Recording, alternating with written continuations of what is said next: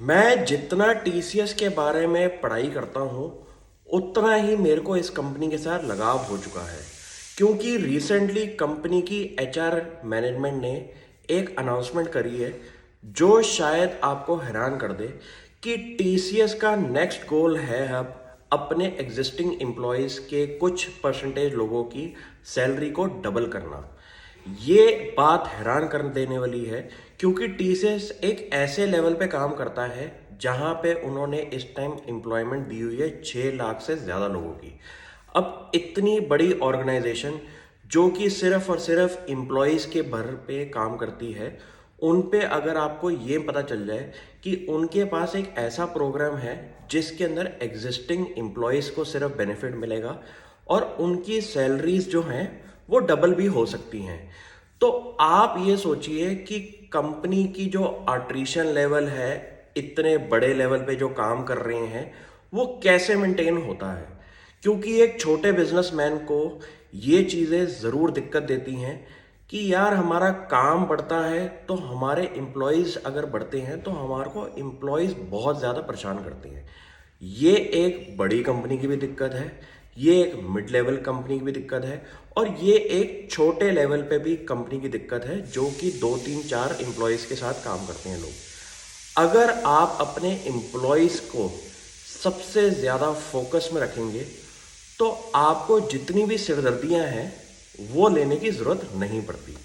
ये टीसीएस ने अपने कोर मैनेजमेंट स्ट्रक्चर के अंदर चीज डाली हुई है कि वो अगर अपने एग्जिस्टिंग एम्प्लॉयज़ का ध्यान रखेंगी तो उनको अट्रिशन की भी दिक्कत नहीं आएगी, एम्प्लॉयज़ भी मोटिवेटेड रहेंगे कि अपस्किलिंग में ही सबसे ज़्यादा फ़ायदा है। दुनिया भर की प्रॉब्लम्स का आंसर है अपनी सैलरी को बढ़ाना, और आपकी अगर एग्जिस्टिंग कंपनी ही आपका डबल पे पैकेज कर दे तो क्या बढ़िया बात है। क्योंकि एग्जिस्टिंग एम्प्लॉई अगर बढ़ेगा अपनी कंपनी के अंदर तो उसका अटैचमेंट भी कंपनी के साथ काफ़ी ज़्यादा टाइम तक रहेगा। और ऐसे रोल्स के अंदर आप एक टर्म्स एंड कंडीशन भी डाल सकते हैं कि इस प्रोग्राम के अंदर आपको मिनिमम इस टाइम पीरियड के लिए इस कंपनी के साथ अटैच रहना पड़ेगा, तो अट्रिशन भी कम हो गया, एग्जिस्टिंग एम्प्लॉयज़ भी खुश, और कंपनी का जो ऑपरेशनल मॉडल है जो कि 6 लाख से ऊपर के एम्प्लॉय स्ट्रेंथ को मैनेज करना है वो भी स्टेबल रहेगा। तो मुझे लगता है कि टीसीएस के दिमाग में घुसना बहुत इंपॉर्टेंट है। शेयर प्राइस तो आगे पीछे होते रहते हैं,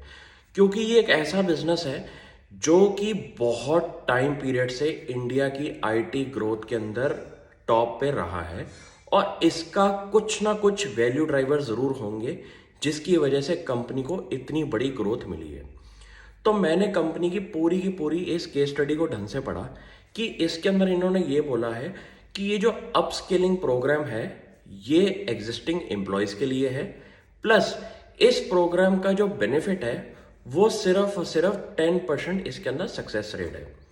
तो पूरे साल के अंदर लेट सपोज आपको 1 साल का टाइम पीरियड मिला जाता है इस प्रोग्राम के लिए पढ़ने के लिए, और इसका जो टेस्ट का सक्सेस रेट है वो 10% है, और कोई बंदा अगर इस कंपनी के साथ अटैच्ड है और उसकी प्रॉब्लम्स चल रही हैं पर्सनल लाइफ के अंदर कि उसकी सैलरी नहीं बढ़ रही या फिर उसको अपना कहीं और सर्च करनी है जॉब, तो अगर वो ध्यान से इस कंपनी के अंदर बैठा रहे, कंपनी का काम भी करता रहे और अपने अपस्किलिंग पे भी काम करे, तो एक तो उसका एक स्किल सेट बढ़ेगा 1 साल के अंदर, प्लस उसको ये पता है कि अगर मैंने ये प्रोग्राम क्लियर कर दिया तो मेरी सैलरी भी डबल हो जाएगी। तो ये मुझे कंपनी का कोर कॉम्पिटेंट एरिया लग रहा है कि वो एम्प्लॉयज़ को अपने पास कैसे अटैच करके रखते हैं, क्योंकि इतना अट्रिशन कम होने के बावजूद इतने बड़े लेवल पे काम करना काफ़ी ज़्यादा टफ दिखाई देता है। और ये आईटी कंपनी जो कि हमारी टीसीएस है, इसने बहुत बेटर तरीके से इसको मैनेज करा है। तो आप भी अगर कोई धंधा बना रहे हैं, अपने एम्प्लॉयज़ का ध्यान रखें, वो कंपनी का ध्यान अपने आप रखना शुरू कर देंगे। Thank you.